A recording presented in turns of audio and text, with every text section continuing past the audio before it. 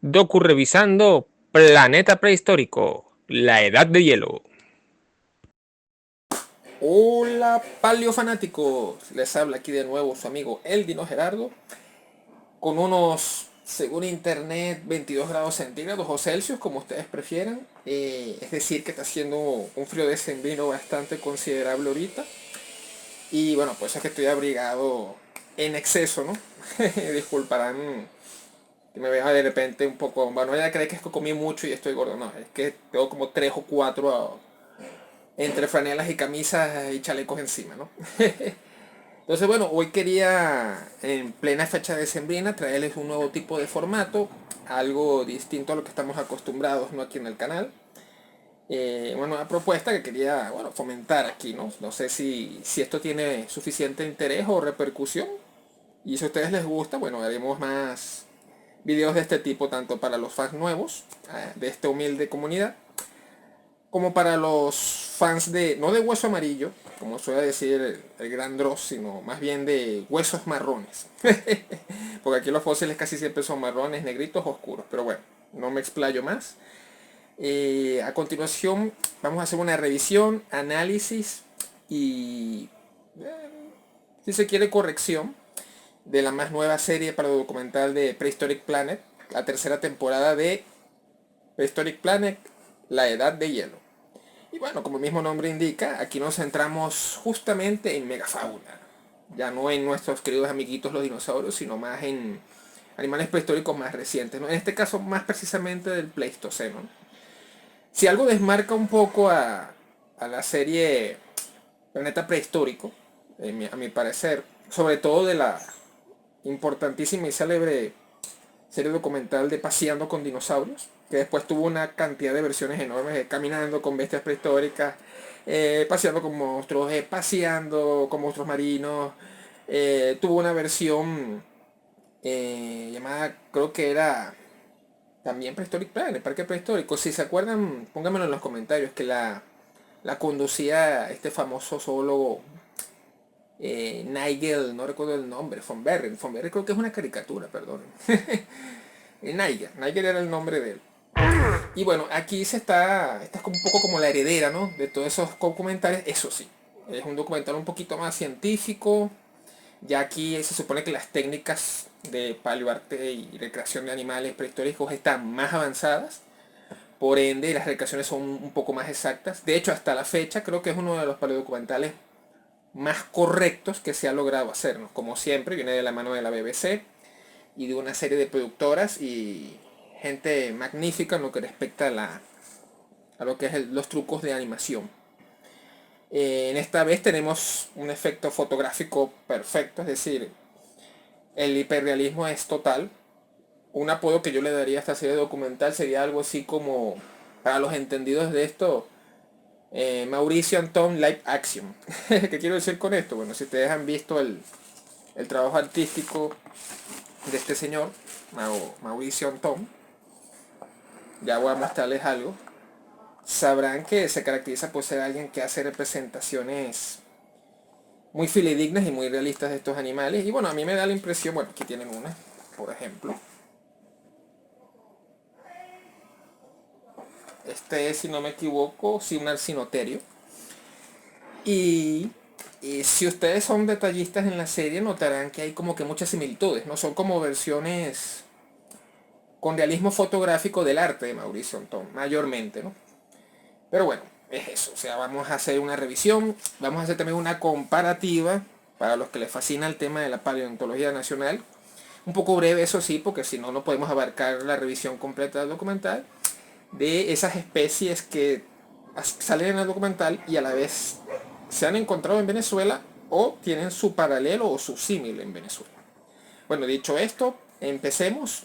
No sin antes hacer una pequeña serie de, como a mí me gusta, molestas pero necesarias aclaratorias, ¿no? Una de ellas es que, bueno, obviamente ya aquí no estamos en la era mesozoica, entramos en lo que es el Cenozoico, la era de los mamíferos, más precisamente el periodo cuaternario, o más centrado aún en el Pleistoceno, que es una de las últimas etapas del cuaternario. Y es justamente algo así como el periodo previo antes de la, o bueno, durante la aparición de los primeros, vamos a ponerle un nombre práctico como para que se entienda, o hombres o seres humanos de las cavernas, ¿no? Durante este Pleistoceno, digamos que inició, este Pleistoceno, corrijo, se inició hace 2,58 millones de años. Se dice poco, pero es bastante. Prácticamente buena parte del desarrollo de la humanidad es del Pleistoceno, ¿no? Hasta la que la conocemos hoy en día. Y terminó porque, bueno, realmente no hay una subdivisión muy clara. Acuérdense que esto es más cercano, no es tan tardío como lo era el Mesozoico, que era la era de los dinosaurios. Hace como unos 12.000, 13.000 años aproximadamente, ¿no? Y así, aprovecho, brevemente les muestro cómo se cree que estaba compuesta la Tierra en ese periodo, ¿no? Más o menos así, como pueden ver, era muy similar, por no decir casi idéntico, a como estaban los continentes actuales. ¿Qué diferencia había realmente en relación a cómo están posicionados los continentes hoy en día? Bueno, para empezar, que en ese entonces hubo una serie de llamados sucesos geológicos llamados istmos, que son básicamente cambios geológicos o incluso a niveles marítimos que permitían que ciertos continentes o áreas que antes no estaban conectadas se conectaran y se desconectaran. Eso se repitió muchas veces a lo largo del Cenozoico, y el Pleistoceno, por supuesto, no fue la excepción, ¿no? Eso tiene un nombre científico muy conocido, que es el famoso Gavi, o intercambio, perdón, provocó un fenómeno faunístico muy conocido, que es el famoso Gavi o intercambio macrobiótico americano, que fue, por ejemplo, el que causó la unión de lo actual, el origen del actual Istmo de Panamá. Y en su momento eso conectó a Norteamérica con Sudamérica y permitió que tanto la fauna suramericana como la norteamericana, que estuvieron aislados durante varios millones de años, se pudieran conectar e intercambiarse. Por eso es que hubo mastodontes en Norteamérica y perezosos en Sudamérica, por ejemplo, porque hubo ese intercambio faunístico, ¿no? Pero claro, no fue el único istmo, ¿no? Es el más conocido y es uno de los que más se ha investigado, pero también hubo otras uniones continentales, como fue el puente de Beringia, que fue el que unió prácticamente a lo que sería parte de Norteamérica, más precisamente Alaska, con la Siberia, que actualmente pertenece a Rusia, ¿no? Fueron varias veces. Esto pasó, no se sabe exactamente cuántas veces sucedió, pero fue un cambio geológico que aconteció varias veces. Y esto fue lo que permitió que muchísimas especies de animales se extendieran a lo largo del planeta, porque estos constantes conexiones y desconexiones hicieron que algunas especies se aislaran, como fue en el caso australiano, y tuvieran una evolución bastante, o bueno, considerablemente más distinta, ¿no?, a la de las especies de mamíferos de otras latitudes. Y otras, al contrario, se conectaron plenamente y bueno, se produjo ese interfauno, ese intercambio faunístico que hoy conocemos como el Gavi, ¿no? Y aquí se los muestro de golpe, ¿no? Esto, a términos prácticos, como pueden ver en este simpático librito, es lo que fue el Gavi, ¿no? Al menos el Gavi entre Norteamérica y Sudamérica, el gran intercambio faunístico americano. Y bueno, esa serie de cambios geológicos fue lo que permitió, ¿no?, que toda esta serie de aves, reptiles, sobre todo mamíferos, que son el punto focal de la era cenozoica, o la especie dominante, entre comillas, proliferaran en la Tierra, y por eso vemos especies de úrsidos, especies de cérvidos, especies de elefántidos, probóscidos, etcétera, similares en distintas partes del planeta.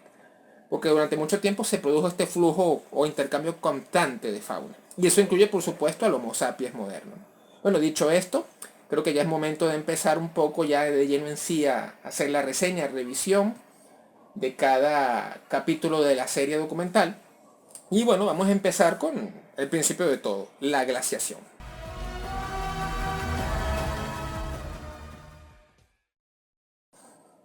Arrancamos entonces con, bueno, un clásico de todo lo pleistocénico, ¿no? El Mammuthus primogenius o mamut lanudo de toda la vida. En este caso una hembra premiada en plena tormenta de hielo, bueno, de nieve mejor dicho. Bueno, ya se pueden imaginar ya. Obviamente estos documentales siempre van a incluir como que ese elemento épico, aventurero para hacerlo más interesante de lo que ya de por sí es, ¿no? No quiere decir que no pasaran estas cosas, pero tal vez no eran tan frecuentes así, pues en la naturaleza como lo describen acá. Pero bueno, es parte de esa narrativa, de ser interesante, más atractivo de lo que ya es el documental, ¿no? Y bueno, ya arrancamos con lo primero que sería la vida de las cavernas, ¿no? En este caso, un pequeño zorro ártico. Ah, importante. Aquí van a ver varios animales existentes hoy en día. En parte porque el documental fue hecho en locaciones reales, ¿no? O sea, parece increíble, ¿no? Porque uno podría pensar que por lo bien realizados que están los animales, también los escenarios fueron realizados en CGI o algún tipo de técnica. Pero son locaciones reales. Lo que pasa es que incluso se llegaron a utilizar títeres, según un detrás de cámara, que los recomiendo, lo busquen en YouTube, para tener puntos de referencia tanto de luz como de sombra y que se vieran aún más realistas las recreaciones digitales de los animales. Y de verdad, en ese sentido yo creo que pocos pueden criticar de forma negativa este documental. Realmente es magistral lo que hicieron a nivel gráfico en esta serie documental en ese sentido. Conocemos entonces a nuestro primer animal prehistórico, una hiena cavernaria, esas que eran frecuentes en Europa, una manada o un grupo de crocuta espelea, que por cierto, para los que se preguntan, ¿y cómo diablos sabemos, o los paleotistas o paleontólogos en general, cómo diablos sabemos cómo eran estos animales si solo hay huesos? Bueno, no siempre hay huesos, a veces se consiguen modificados y a veces esos antiguos paleoartistas o ilustradores prehistóricos nos ayudan un poquito. Y esta recreación fue hecha en base a, justamente como ven aquí, este pictograma o esta ilustración prehistórica de las cavernas de una hiena cavernaria. Y fíjense cómo es de parecida, al menos en sus manchas, a la ya conocida hoy en día como hiena africana, ¿no? Que es la que queda de estas especies. Más pequeña que este antecesor del que estamos hablando acá. Para que vean que ya desde ese entonces el ser humano buscaba recrear un poco su entorno y una mínima fidelidad posible, aún con las técnicas y materiales rudimentarios de la época, ¿no? Ahí pueden ver el nombre de dónde fue encontrado este pictograma, como si quieren saber la referencia. Y bueno, aquí venimos ya con varias cuestiones. Ya conocemos al Ursus speleus, mejor conocido como oso cavernario, una de las especies de osos más grandes que ha existido. Más adelante veremos otros ejemplares más impresionantes aún de úrsidos gigantes, pero ya de por sí este superaba al archiconocido oso polar, ¿no? Entonces podrán imaginar las dimensiones de estos animales, ¿no? En este caso una hembra con su cría, creo que más adelante aparece un macho que dormía con ellos, según lo que recuerdo que vi en el cuento, pero no aparece aquí. Y bueno, ya vemos a nuestros primeros grandes félidos. Aquí está nuestro temido felino prehistórico moderno, esperando en las sombras. Ya se nos fue nuestro temible dientes de sable moderno. Entonces bueno, continuamos con el documental. Aquí vemos ahora sí a lo que sería nuestro primer gran félido depredador, ¿no? En este caso, posiblemente quizás el félido más grande que ha existido, ¿no? Se cree que posiblemente incluso más grande que los célebres dientes tigres de sable. Al menos en lo que respecta a largo, ¿no? Porque ya lo que sería masa y fortaleza ya es un poco más debatible. Que vendría siendo el león de las cavernas o el león cavernario. Pantera espelea. Ojo, algo interesante que hay que recalcar sobre estos animales es que se les suele confundir mucho con este otro señor de acá, el célebre Pantera atrox, que vendría siendo el verdadero gran félido gigante según los registros actuales. Por supuesto, siempre habrá su debate y sus contradicciones dependiendo de la cantidad del material fósil disponible. Pero sí, se considera que era el félido más grande comprobable hasta la fecha, ¿no? Sin embargo, el error que quiero recalcar es que se suele decir que Pantera atrox y el león cavernario eran lo mismo. No, no son sinónimos. Sí hay un parentesco, hay una hipótesis que propone que los leones de las cavernas eran descendientes directos de los Pantera atrox, pero no quiere decir que fueran la misma especie exactamente. O sea, lo que quiero decir, no son sinónimos. O sea, son dos tipos de félidos distintos. Y bueno, a continuación vamos ahora con lo que sería nuestro primer perezoso terrestre, el primero de muchos, un Megalonyx jeffersoni. Una escena bastante tierna, bastante cómica. Al fin y al cabo estos animales son pomposos y peludosos. Nada que ver con los temibles dinosaurios que vimos en las anteriores temporadas de Prehistoric Planet. Y bueno, nuevamente, ahí ven que tienen ese hábito de vida de rascarse con el deshielo. Bueno, claro, como les dije, la serie tiene que deducir muchas actividades de estos animales en vida que no pueden registrarse o llevarse en el registro fósil, ¿no? De todas maneras, este tipo de cosas las vamos a pasar por alto, pero cuando veamos a un comportamiento, una característica que no tenga una evidencia científica sólida o esté muy dudosa, les colocaré un anuncio de inventómetro. Vamos a aplicarlo como para que nos guiamos un poco por ahí. No quiere decir que necesariamente no hicieran esas cosas o no tuvieran eso, pero simplemente no hay pruebas o evidencia suficiente que subsane la hipótesis, ese comportamiento o esa característica que se le atribuye al animal, ¿no?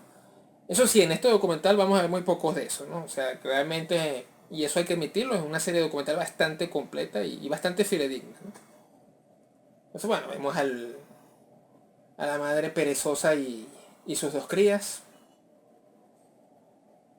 Entra en escena lo que sería un rinoceronte lanudo, ¿no? En este caso el Celodonta antiquatis.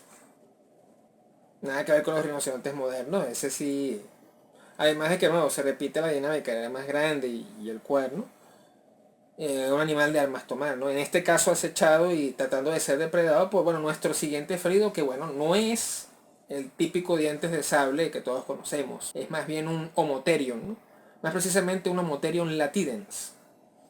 Uno de los primeros Homotherios, de hecho vamos a ver varios Homotherios a lo largo de la serie, ¿no? Aquí voy a hacer un inciso interesante porque de este animalito, hasta hace mucho no era tan conocido como el famoso tigre dientes de sable Populator o Fatalis. Pero a raíz de hallazgos como el de acá, realizado en Siberia, pudimos aprender bastante sobre la morfología y apariencia de buena parte de estos animales que son el grupo de los Macairodóntidos, ¿no? Que incluye también a los dientes de sable, pero son parientes, no son exactamente la misma especie. Estos son más bien dientes de cimitarra. ¿En qué se diferencian? Bueno, más que todo en la estructura de su cara, que sus labios, y eso lo sabemos por esta momia de esta cría encontrada en Siberia, podían cubrir todos sus colmillos superiores y no eran robustos, sino que eran más bien forma de, como dice su nombre, de cimitarra, ¿no? De esa mítica espada que se utilizó en el pasado. Muy bien hechas las recreaciones. Bueno, podríamos decir que en el caso de los Homotherium no se rompieron mucho el coco, lo que hicieron fue cambiar un poco los colores, pero en líneas generales sí, realmente bastante acertadas, ¿no? Las recreaciones de estos Homotherium, y sobre todo se inspiraron, repito, mucho en este pequeño ejemplar que tenemos aquí de cría de Homotherium momificada. Y bueno, hablando de dientes de sable, bueno, aquí tenemos ya un dientes de sable tradicional, ¿no? Lo que es un Smilodon fatalis. Y seguimos con los dientes de sable. Esta vez el más conocido es Smilodon fatalis de toda la vida. En este caso un ejemplar hembra juvenil, cuya peculiaridad es que todavía no se ha deshecho de sus colmillos de leche. Entonces tiene dos pares de colmillos. ¿Que cómo se sabe esto? Bueno, aquí tienen la prueba. Esta es una evidencia fósil de que estos animales en efecto intercambiaban sus dientes de leche por dientes permanentes de esta forma. Y que muchas veces estos segundos tardaban un poco más en perderse, ¿no? Para que vean que eso es lo interesante, ¿no? De la forma en la que la creatividad y la inventiva se mezclan con lo que es la investigación y la evidencia científica sólida, ¿no? Y bueno, aquí nuestra amiguita tiene la suerte de que se consigue con no solamente con una presa, en este caso del Macrauchenia patagónica. eh, Infiero que es patagónica en este caso porque es el más investigado de los macrauquénidos. Un grupo muy interesante, por cierto. Aprovecho el librito que tengo acá para que vean. Claro, hay un cuestión, ¿no? Fíjense, esto es una recreación más o menos actualizada. Como dicen los argentinos, ponele. Ponele mazón, ¿de qué querés que haga, pelotudo? Que me pongan pelotas a bailar y diga, De cómo era, ¿no? Fíjense la pequeña trompa. Pero antes de esto, bueno, y aquí pueden ver el cráneo, ¿no? O sea, todavía hay mucho debate sobre si aquí existía un tipo de formación que originaba una trompa o algo más, ¿no? No les voy a poner el inventómetro porque, bueno, no estamos muy del todo claros si en efecto tenían o no trompa, ¿no? Por aquí hay otra recreación un poquito más antigua de cómo se infería, ¿no? En este librito. Vean, con una trompa mucho más larga, o sea, una especie de mezcla entre un camélido y una danta, si se quiere, ¿no? Pero hoy en día se cree que era algo más como la primera imagen que les mostré, ¿no? Quizás no tan llamativo, tan exagerado. Aquí, bueno, sí, lo voy a poner. Lo voy a poner.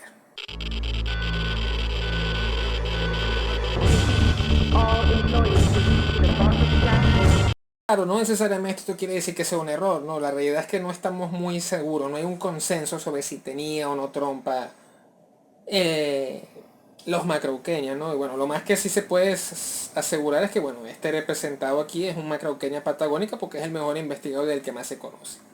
Eso es lo más que podemos asegurar. Ya especificar si no tenía trompa, ya es otro tipo de debate que nos puede quitar mucho tiempo si nos centramos en eso. Así que vamos ya de antemano con lo siguiente, que es que, bueno, además de comida, nuestra amiguita se hace con pareja y, bueno, nada, está hecha y ya lo que queda es el glamour del amor, la reproducción y en la familia.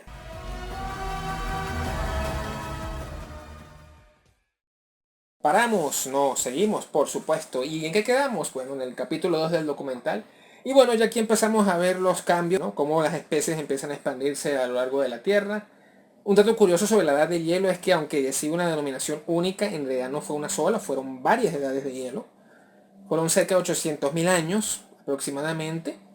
Y se cree que fueron cerca de 8 edades de hielo. Es decir, un ir y venir de las glaciaciones, ¿no? Y bueno, a pesar de que son glaciaciones, hay que recordar que no todas las partes del mundo fueron afectadas de forma igual. Algunas se volvieron más desérticas, otras más tropicales, otras más húmedas. Y aunque la glaciación fue lo que más destacó, realmente fueron múltiples los biomas que hubo en ese entonces. Y bueno, aquí vamos con nuestro siguiente gran depredador, que es por supuesto el Artotherium angustians. Probablemente el oso terrestre más grande que haya existido. Bueno, no sé por qué agrego terrestre, porque no hay osos, que yo sepa, no hay osos que naden o vuelen, pero bueno, ya ustedes me entienden. Y lo curioso de este animal es que sí, probablemente era muchísimo más grande. Hablamos de un animal que podía alcanzar más de 4 metros de altura parado en sus dos patas. Y en sus 4 patas superaba a los 2 metros o llegaba a la altura de un humano promedio. O sea, estamos hablando de un animal de armas tomar, ¿no? ¿Era el úrcido más grande? Bueno, hay su debate. Compite con el oso de las cavernas que ya mencionamos y con otro tipo de oso de cara corta, porque ya estas especies, estos Artotherium, pertenecen a una estirpe distinta de osos de cara corta y de patas mucho más largas, que es el Artodosimos, del cual hablaremos más adelante hacia los capítulos finales. Basándonos en su imponente tamaño, podemos deducir que este animal no necesariamente necesitaba tan siquiera pelear muchas veces para conseguir alimento, ¿no? Aquí podemos ver cómo le roba su alimento a lo que en el documental llaman perros salvajes, pero realmente son una manada de Protosion troglodites. Animalito o cánido que, por cierto, existió y proliferó en la Venezuela actual, ¿no? De hecho, y aquí es donde vamos a lo que les comenté empezando el video, ¿no?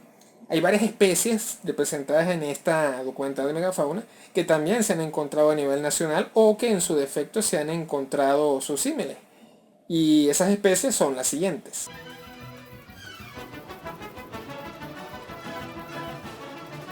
perros salvajes. Nombre científico real: Protocium troglodytes. Lobos terribles. Equivalente criollo: Enocium dirus. Perezoso megalodnix. Equivalente criollo: Megistonix oreovius.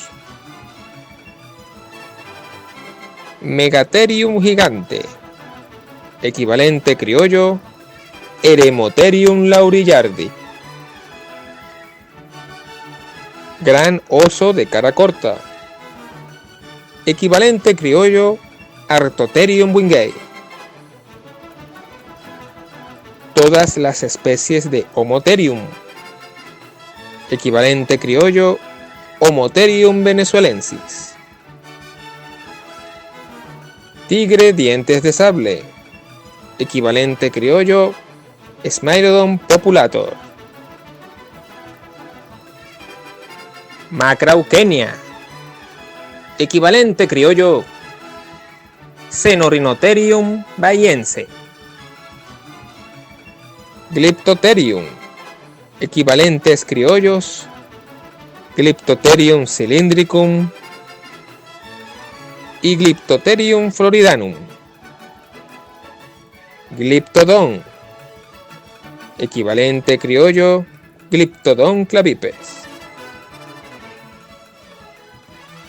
Y si crees que me faltó alguna y hay más especies de fauna criolla en este documental, por favor déjamela en la caja de comentarios.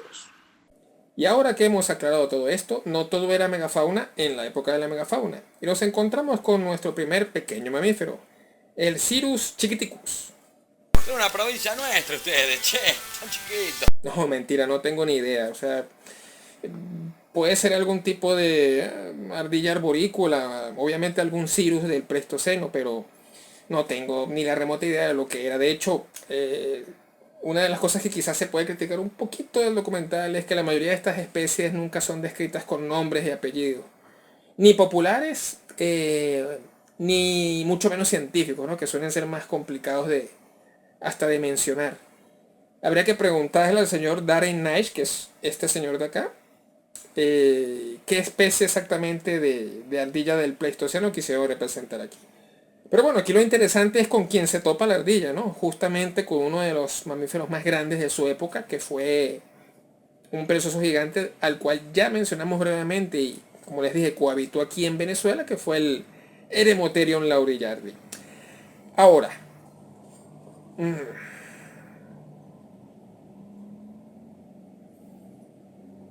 ¿era este animal así de pelón y calvito como lo colocan aquí?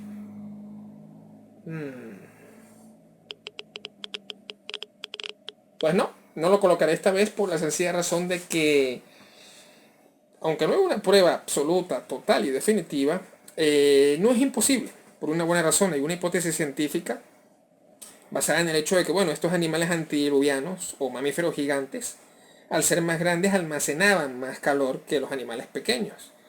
Y por ende, quizás necesitaban, sobre todo en medio ambientes más tropicales y menos gélidos, menos pelaje, para no tener un excedente de calor que podría hacerles algún daño o saturarlos, ¿no?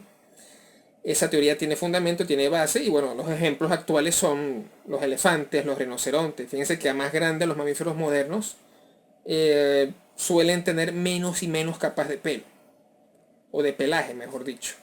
Entonces no es imposible que en efecto esta especie de perezoso gigante, sobre todo más habituado al clima de Sudamérica y a los trópicos, fuera más calvo, más pelón o con mucho menos pelaje. Sin embargo, sí tenemos pruebas de cómo era la piel de los perezosos gigantes, como este ejemplo de acá. Ojo, esta piel que les estoy mostrando acá no es exactamente de un perezoso gigante, más bien viene perteneciendo a un milodóntido, es decir, un tipo de perezosos terrestres gigantes que antecedió a estos megatherios gigantes, ¿no? Y bueno, más o menos aquí podemos ver, en torno a esta ilustración, cómo es esta piel momificada, que por cierto se encontró en Chile. Esta piel modificada tiene más de 13.000 años y se cree que perteneció más precisamente a un Mylodon darwini, una especie de perezoso de buen tamaño pero no tan gigantesco como el Megatherium ya mencionado. Aún así es muy interesante porque fíjense cómo, además del evidente pelaje y el grosor de su piel, parece tener una especie de osículos, o para ser más precisos, un tipo de huesecillos similares un poco al hueso del oído de los mamíferos, o para ser un poco más claro, pues que sean muy similares a parte de los huesecillos que conforman la armadura de un armadillo. No en balde los perezosos también son cenartos, al igual que los armadillos y gliptodontes, ¿no? Y bueno, es muy curioso cómo entre las distintas especies de perezosos pudo haber existido esta diferencia. Algunos pudieron haber tenido más o menos pelo según su tamaño o dónde vivían. Son cosas que hay que tomar en cuenta y son perfectamente válidas cuando se trata de hacer estas descripciones. Un poco especulativo, tal vez, porque no hay una prueba definitiva de que el Megatherium en efecto fuera pelón. Pero tampoco es algo que sea absurdo o imposible, así que lo pasaremos por ahora. Y ya que estamos con los cenartros, bueno, vamos ahora más hacia el norte con un pariente un tanto lejano de los perezosos, que viene siendo justamente este tipo de armadillos, más precisamente un Glyptotherium cylindricum, que son básicamente gliptodontes de toda la vida. En este caso un gliptodonte y su cría, los cuales a su vez se topan con uno de los proboscidios o símiles de los elefantes más grandes que se cree ha existido en la Tierra. El archiconocido, para los muy aficionados a esto, claro está, mamut colombino o Mammutus columbi. Ahora bien, pero Dino Gerardo, yo que sé infinidad de cosas de megafauna y paleontología, más que tú al menos, proclamo y te reclamo, ¿no era el Paraceratherium el mamífero terrestre más grande que ha existido? Es decir, este señor de acá. Bueno, sí. Pero el Paraceratherium, que de paso no aparece en este documental por la sencilla razón de que vivió muchísimo antes de la era pleistocénica, aproximadamente el Oligoceno y el Mioceno, es decir, mucho antes, como ya dije. Y bueno, también se le conoce como Indricotherium. Y no hay tanto material fósil, ¿no?, del Paraceratherium, sobre todo de la estructura de su cuello, que pueda terminar de definir exactamente qué altura sea. Sabemos que era uno de los mamíferos terrestres más grandes que ha existido, probablemente el mayor, pero hay como una competencia, ¿no?, ahí entre él y el mamut colombino. Aunque, por supuesto, a su vez se cree que el mamut colombino palidece ante otro tipo de proboscidio. En este caso, el Paleoxodon namedicus. Un tipo de proboscidio de origen británico que se cree era probablemente más grande y alto que los dos ya mencionados. Pero nuevamente el material fósil no es tan concluyente como para darlo de forma Absoluta, total, definitiva, ultra, magno, plus, verídica, porque yo lo digo. Así que en resumen, este es un debate que continúa y bueno, aquí tienen un ejemplo gráfico de cómo más o menos eran los tres animalitos. Dicho esto, ahora el documental nos pone en la cara opuesta, ya que nos traslada directamente hacia lo que sería la actual isla de Flores para conocer a lo opuesto a los proboscidios de los que ya hablamos, sin que no es otra cosa sino el pequeño estegodón enano. Exactamente, una versión pigmea o chiquita para los más entendidos de un elefante. El mismo, apenas en su etapa adulta, alcanzaba un poco más del 1,5 metros de altura. Y bueno, en este caso nos enfocamos en una cría, su madre, y cómo a su vez tienen que sobrevivir a esta especie de llamado enanismo insular, que es un efecto en el cual un animal de gran tamaño, al verse radicalmente aislado de su entorno, generación tras generación, empieza a desarrollar alguna especie de adaptación que hace que se encoja en comparación a sus parientes. De hecho, este animal tiene un paralelo, tiene un estegodón tamaño natural alto, ¿no?, de 2 o hasta 3 metros de altura. Y si comparan los fósiles de ambas especies son básicamente idénticos. La única diferencia es que uno evolucionó para ser enano, que es el que se ubicó en la Isla de Flores, y el otro para tener los tamaños estándares de un proboscideo o elefante promedio. Y bueno, curiosamente aquí el gran depredador de este elefante, valga la ironía, no es otro sino una especie de cigüeña, una ave que ya es por cierto de gran tamaño, una de las cigüeñas más grandes que ha existido, que era el Leptotilus robustus. Y bueno, es simplemente curioso cómo a lo largo del documental vemos cómo este pequeño paquidermo tiene que sobrevivir, ¿no?, a los embates de estas gigantescas aves. Pero no se preocupen porque, spoiler alert, se salva. Y bueno, volvemos ahora a Sudamérica, esta vez con otro gran férido del periodo Pleistoceno, que no es otro sino el Smilodon populator, que este sí es en efecto el tigre dientes de sable hasta el momento más grande que se ha podido encontrar. Pero no está solo. Tiene que lidiar con la presencia de dos forrorácidos, es decir, un tipo de ave del terror todavía existente para este periodo en la Sudamérica pleistocénica, y que quizás difiere un poco de esos grandes parientes en que su tamaño se ha reducido un poco, pero no deja de ser un depredador formidable.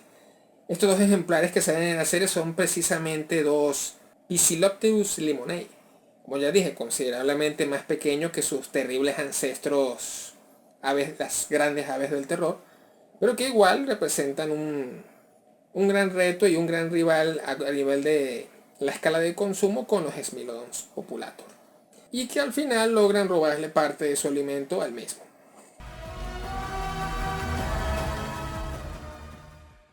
Para el siguiente capítulo nos iremos a las zonas desérticas del mundo, más precisamente en el caso de la Australia pleistocénica, pero no sin antes hacer un breve paseo por la Perú prehistórica, donde conoceremos al peculiar Diabolotherium. Nordenskjöld, un tipo de perezoso terrestre que se caracterizaba por tener un tipo de garras delanteras bastante peculiares, ya que más que garras, literalmente, a diferencia de otros perezosos y megaterios gigantes, sí eran dedos y eran bastante alargados.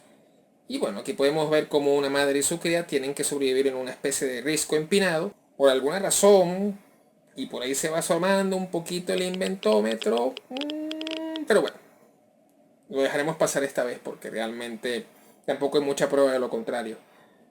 Se nos plantea, ¿no?, que este animalito vivía en unos riscos tan hiperempinados como estos, ¿no? Pero bueno, lo que sí en comparación es bastante probable es que fuera acechado y depredado por animales como los teratórnidos. En este preciso caso, Teratornis merriani, que son básicamente un tipo de parientes de las aves de rapiña más vinculados a los buitres o samuros, que vivieron durante la era pleistocénica, pero que a diferencia de los actuales, por supuesto, eran mucho más grandes. Y a continuación nos trasladamos a la Australia de la Edad de Hielo, de la mano de este pequeño lagarto espinoso. Un peculiar animal que, bueno, les seré franco, no sé por qué tengo la sensación de que cada vez que alguien ve este animal tiene la necesidad empírica de tener que grabarlo, porque yo creo que no hay documental que se haga en Australia que no ponga, aunque sea un fragmento o una grabación de este lagarto espinoso. Oye, es un animal peculiar, es curioso, no voy a decir que no, pero oye, hay algún fetiche raro de parte de muchos cineastas y ecologistas por filmar a este animal cada vez que van a Australia. Pero bueno, el punto es que, bueno, ya sabemos que este animal vivió durante este periodo y convivió con mucho de las megafestias que veremos a continuación. Empezando por uno de los mamíferos marsupiales más grandes que ha existido, corrijo, probablemente el más grande del que se tenga registro, el Diprotodon optatum. Una especie de wombat, sí, un wombat, este animalito de acá, pero de tamaño gigantesco. En efecto, hablamos de esos tiernos animalitos famosos por hacer caca cuadrada y por el famoso chiste de internet de que tienen un plan conspirativo para dominar el mundo. ¡Ya! ¡Dominio total del mundo! Y aquí sí activo el inventómetro.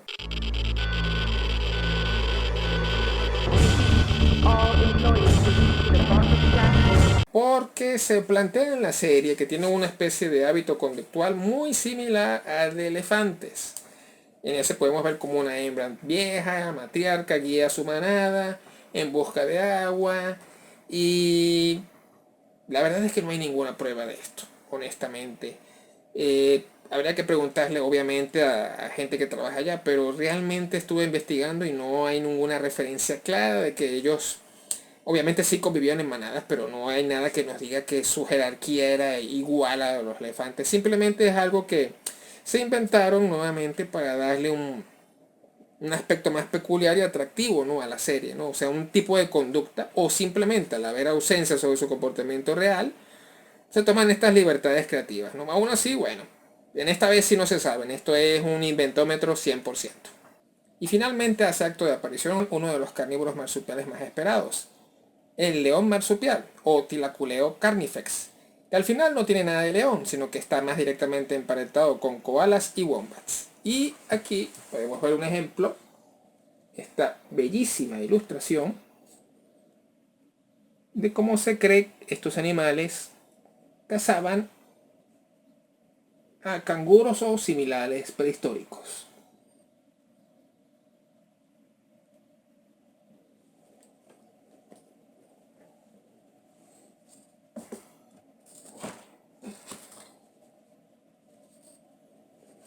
Simplemente fascinante, ¿no? Y más fascinante aún resulta ser esta especie de canguro de cara corta y gigantesco conocido como Procoptodon goliath, el cual, bueno, lamentablemente se convertirá en la presa de nuestra hembra protagonista, que al no conseguir suficiente alimento deberá buscar o cazar a un juvenil de estos para poder alimentar a su cría.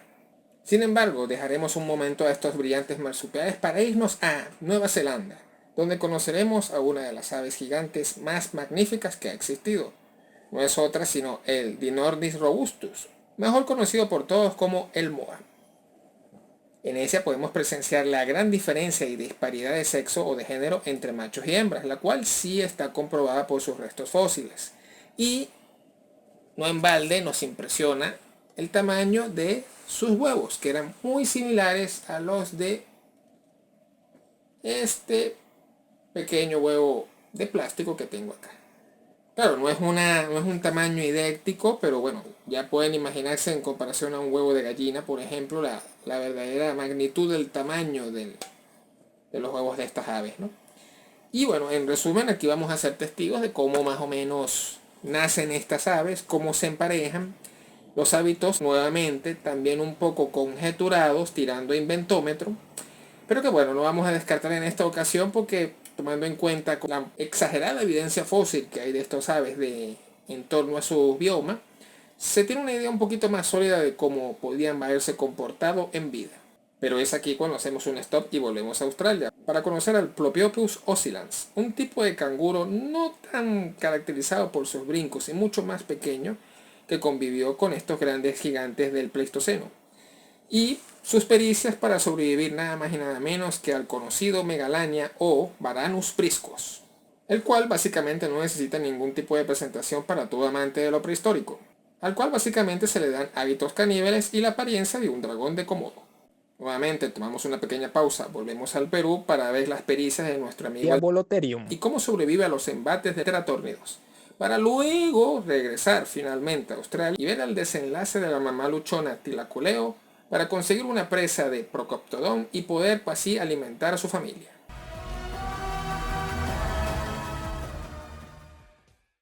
Comenzamos ahora en las praderas de Siberia, más precisamente en plena época de verano. Aquí conoceremos al Elasmotherium sibericum, un tipo de rinocerontiforme considerado entre los más grandes que ha existido, pero que quizás sea más conocido porque se le suele asignar el cuerno más grande de todos los tiempos. Sin embargo, aquí el documental nos hace un favor, ya que nos muestra la nueva hipótesis según la cual ese cuerno no era tan puntiagudo y grande, sino que más bien tenía una forma similar a la de un domo y estaba un poquito más especializado hacia las embestidas, de lo que se creía originalmente. A lo largo de su periplo veremos cómo está infestado por garrapatas, tiene que lidiar con cuervos del Pleistoceno y termina emparejándose con un elesmoterio macho y dándose mutuamente baños de lodo.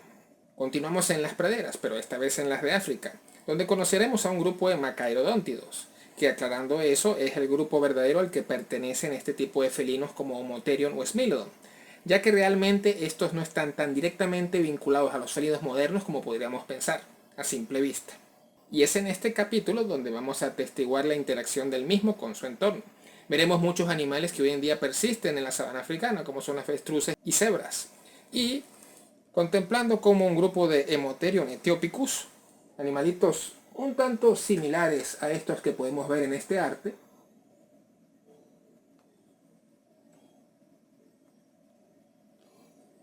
cazan y devoran al equivalente de una cebra moderna, no sin antes encontrarse con otro temible depredador. Pero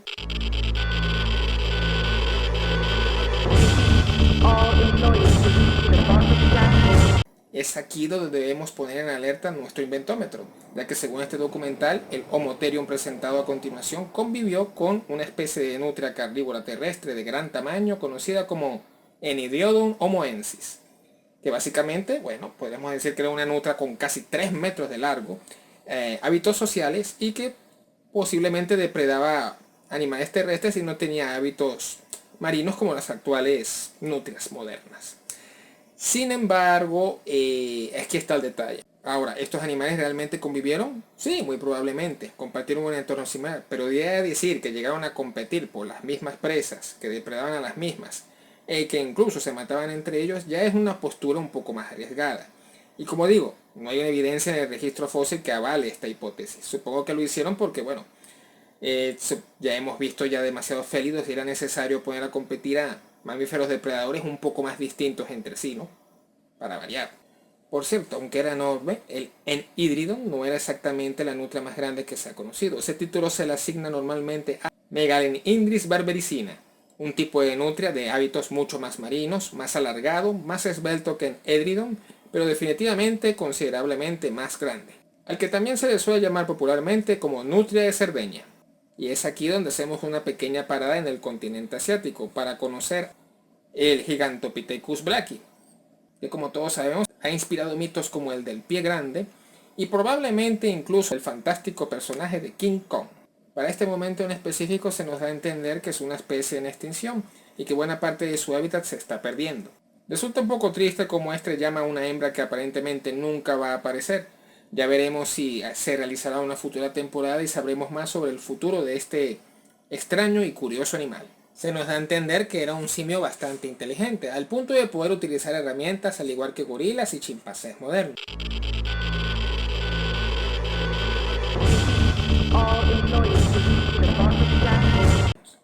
¿Es esto cierto? Bueno, se han hecho investigaciones en torno a reconstrucciones de su cráneo, ya que no existe un cráneo completo como tal, que sugieren que sí, en efecto, era un primate inteligente. Ahora, ya ahí a poder deducir innegable e inequívocamente que podía manejar herramientas tal cual como lo representan en la serie, bueno, exacto. Pero lo dejaremos pasar. Mientras tanto, esta vez nos trasladamos nuevamente a América para encontrarnos con otro tipo de armadillo gigante, esta vez un Doedicurus clavicaudatus, muy similar al Glyptotherium anteriormente visto, pero que se difiere en varios aspectos, especialmente en la forma de su cola, mucho más alargada y con un mazo hacia el final lleno de púas que nos recuerda bastante a cierto dinosaurio acorazado del cual ya hemos hablado antes, ¿no? Y a continuación se nos presenta un ya clásico enfrentamiento entre machos por atraer a una hembra, que al final termina por supuesto con el triunfo de nuestro macho. Volvemos nuevamente a una sequía o a un sitio muy árido donde vemos a un mamut lanudo tratando de sobrevivir junto con su manada en plena tormenta de arena, hasta que milagrosamente un primer monzón logra salvarlos a todos. Ah, por cierto, y antes de que se me olvide, retomo de nuevo el capítulo del Glyptodonte para aclarar un pequeño detalle, ¿no? Aunque Glyptodon y Glyptotherium suelen ser animales bastante similares, de hecho casi idénticos entre sí, lo cierto es que no son para nada la misma especie o sinónimos. Por supuesto, ambos pertenecen a la subfamilia de Glyptodoptinae, pero definitivamente no son la misma especie y tienen varias diferencias entre sí que trataremos de puntualizar en un futuro video. De regreso a la helada Norteamérica comenzamos con una familia de Homotherium serum, quienes empezarán a acechar a una manada de mamuts lanudos, que vimos al principio del documental, en plena época de deshielo. Para este periodo ya el deshielo estaba causando una serie de cambios climáticos que empezaban a perjudicar a la megafauna, incluyendo animales tan grandes como la célebre vaca marina de Steller o Hydromalis gigas, un pariente de casi 10 metros de largo del actual dugongo o manatí, el cual, como dato trágico y curioso a la par, se extinguió recientemente apenas en el siglo XIX, en parte por la caza del hombre, y cuya extinción nuevamente, repito, fue tan reciente que incluso se logró secuenciar su genoma en el año 2021. Y no muy lejos de este enorme manatí se nos presenta al siguiente gran úrcido o oso gigante, el Artodus simus, que aquí podemos ver referenciado nuevamente en este librito. Ahora, aunque es muy similar al Artotherium, probablemente fuera más alargado y grande que el mismo, pero bueno, aquí entramos de nuevo al terreno de debate y a la competencia entre naciones sobre cuál tenía el animal prehistórico más grande. De momento yo pondría un poco en la liga a los tres, tanto al oso de las cavernas como al Artotherium, como al Artodosimos, dentro del mismo rango de tamaño. Pero bueno, hasta el momento se considera que este era verdaderamente uno de los osos más grandes, el verdadero gran oso gigante del pasado. Sin embargo, ¿qué piensan ustedes? ¿Tienen su defensa? ¿Creen que el Artotherium sudamericano era muchísimo más grande? Déjame tu comentario allá abajo. Aquí se nos insinúa que este gran gigante empieza a tener problemas con el deshielo. Y de forma chistosa y cómica se nos señala cómo intenta en vano tratar de darle un mordisco al manatí, que en realidad al final terminan siendo masajitos para el mismo, quedándose al final completamente con las ganas de poder zarparse a semejante animal. A continuación, siguiendo en el norte pero más hacia el sur, en un clima más cálido, bueno, retomamos a la manada de mamuts colombinos, el cual termina siendo víctima, no de un temible depredador, sino de un trágico fenómeno natural, que es la aparición de fosas de brea o alquitral, las cuales, al parecer superficialmente lagos para la mayoría de los animales, terminaban siendo la tumba de muchos de estos. Ahora, ¿y qué es una fosa de brea? Bueno, primero, la brea viene siendo una especie de sustancia viscosa prácticamente idéntica al alquitral, derivada de los mismos procesos que crean al nada desdeñable petróleo. Y de hecho, muchas de estas trampas naturales todavía existen hoy en día. Teniendo como ejemplos a el célebre Rancho La Brea en Los Ángeles, Estados Unidos, el pozo de Starunia en Ucrania, Binagadi en Azerbaiyán, Tanque Loma en Ecuador, Talara en Perú, y los dos más grandes del mundo, ubicados en Venezuela, que son el Breal de Orocual y el lago de Guanoco. Y es así que, como por ejemplo, al sucumbir los grandes herbívoros a este engaño y morir en estas fosas de brea, terminan atrayendo a depredadores y carroñeros, los cuales a su vez en un círculo vicioso también terminan hundidos en el mismo, tal cual como nos muestra el documental al ver esta pequeña familia de Smilodon fatalis a punto de perder la vida al quedar atrapados en la misma. Sin embargo, no están solos en su faena, ya que junto con ellos aparece una manada de Enociondirus o grandes lobos terribles, sobre los cuales aprovecho para recomendarles este documental muy completo donde hablo incluso hasta de su supuesta clonación en la siguiente pestaña. Y aquí tenemos a un Canisdirus moderno. O mejor dicho, una Canisdirus moderna. Está un poquito asustadita porque lamentablemente un vecino está lanzando fuegos artificiales. Bueno, ya saben, no lancen fuegos artificiales, señores, por favor, los animales los resienten mucho. O vayan a otro sitio alejado donde no molesten. ¿Cuántas veces hay que repetir lo mismo? Pero bueno, volvemos con la reseña, ¿no? Y tras un fracasado intento de matar a las crías de las Smilodon, uno de estos lobos terribles queda atrapado en la fosa, condenado a la muerte. Todo esto mientras volvemos de nuevo a Europa, esta vez para conocer al cérvido más grande conocido hasta la fecha, el Megaloceras giganteus, el cual no solamente era enorme en tamaño, sino también tenía la cornamenta más grande hasta la fecha, que podía calzar una envergadura cercana de los 4 metros de largo. Sin embargo, su enorme tamaño no le salvaba de poder ser depredado por una manada de animales tan fieros como los ya mencionados hienas de las cavernas, de las cuales apenas si logrará salvarse gracias a sacrificar sus enormes cuernos. Dejando por el momento a este ciervote afortunado, para centrarnos ahora en una gigantesca ave de Madagascar. Y no me refiero nuevamente al moa, sino al Epellornis, o ave elefante, quien con mucha certeza probablemente era incluso más grande que su primo, ya mencionado. Y aunque como casi todos los animales de este especial está magistralmente elaborado, déjame poner un poquito de duda sobre este curioso elemento en su cuello.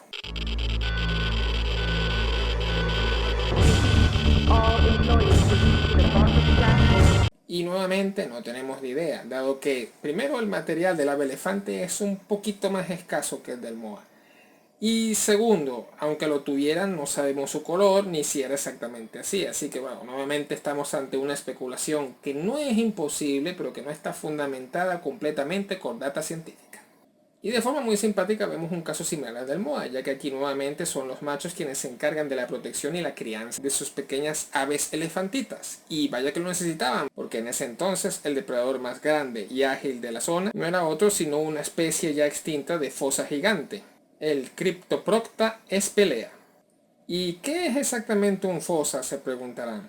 Bueno, es una especie de mamífero depredador de características feliniformes, pero que no está directamente relacionado con el grupo de los felinos y que hoy en día aún subsisten, pero siendo de menor tamaño, en la isla de Madagascar. Y para bien de esta reseña, sobra decir que no llega a comerse a ninguno de los polluelos. Por cierto, especial mención a esa cena del Megaloceras. Realmente me creí que se lo comían por un momento. Pero ya entrando de lleno hacia el final de este capítulo, volvemos a donde empezó todo, la cacería de los Homotherium del grupo de mamuts lanudos. Vemos cómo a lo largo de esta logran herir a un macho adulto, solo para más adelante poder rematarlo en el grupo y lograr su subsistencia, solo para verse observados en la lejanía por una nueva y temible especie depredadora. Oh sí, ya saben. Y tras este clímax llegamos al final de Planeta Prehistórico, la Edad de Hielo. Lo bueno del documental para mí, sus efectos visuales incomparables. Planeta Prehistórico creo que ha demostrado que ya dejó una vara muy alta en lo que respecta a la creación de este tipo de paleodocumentales. Si bien documentales como Caminando con Dinosaurios y todos los previos van a seguir como que en el corazón de los más paleoaficionados, ya aquí se llegó a otro nivel, ¿no? Con esta franquicia definitivamente. No solamente la BBC lo volvió a hacer, sino que lo hizo en grande.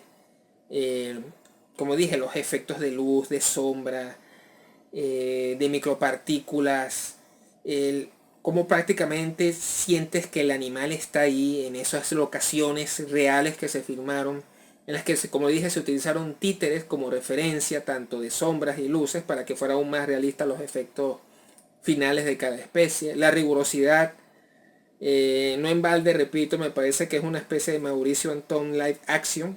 Me refiero al cerebro paleoartista porque, o sea, fíjense este ejemplo. Parece que hubieran sacado esta ilustración y la hubieran convertido a modo fotorrealista real, ¿no? Y en lo visual, nada malo que decir, realmente. Leí por ahí algunas quejas en torno a que ciertos movimientos del pelaje no eran lo suficientemente... Señores, no seamos tan exigentes, ya lo que se hizo aquí fue bastante bueno, ¿no? Y si puede más bien la tendencia a mejorar, ¿por qué no? Que siga adelante, ¿no? Otro aspecto muy bueno, la calidad, ¿no? El interés. El doblaje, por supuesto, en su idioma original lo realizó el famoso Tom Hiddleston, mejor conocido como Loki de Marvel. En su versión en española la hizo el doblador Pepe Belkis. Y otro aspecto para mí buenísimo, la calidad de sonido extraordinaria, las recreaciones. Nuevamente repito, el rigor científico. Aquí podemos ver un resumen de todo el equipo científico que formaron parte como asesores y colaboradores de esta tercera temporada de documentales de Prehistoric Planet, ¿no?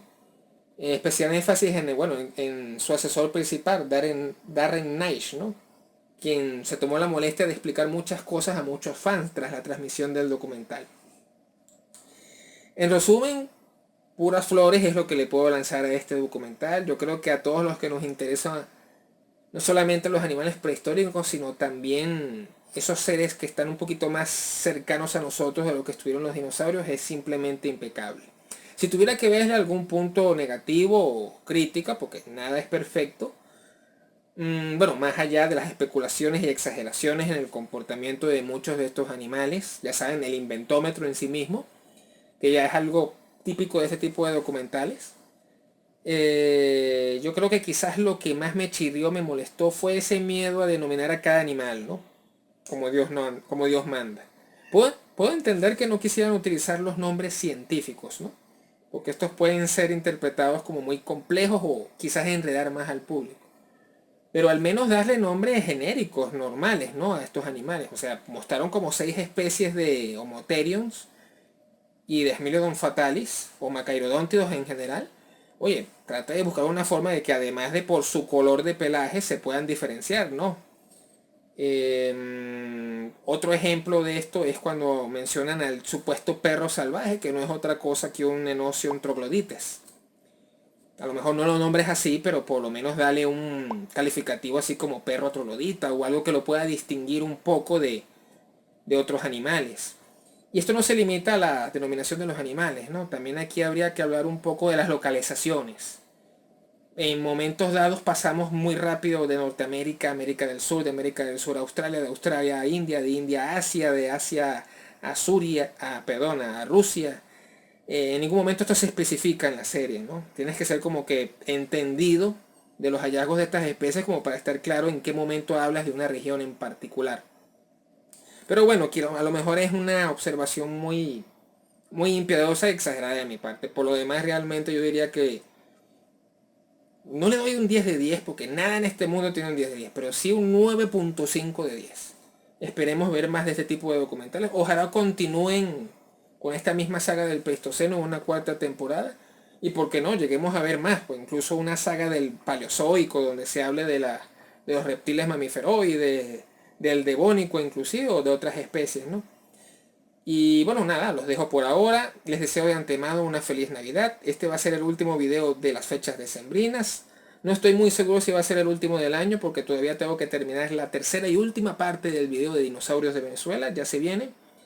Disculpen si de repente me tardo un poco, pero recuerden que quiero ser lo más claro y específico posible y me gusta hacer un poquito más de investigación adicional antes de terminar cualquier vídeo. En resumen, felices fiestas, feliz 24 de diciembre, abríguense, repito, a los fanáticos de los fuegos artificiales, basta, dejen en paz a los perros y a los gatitos, déjenlos vivir, y a los vecinos también, por favor, sepan convivir.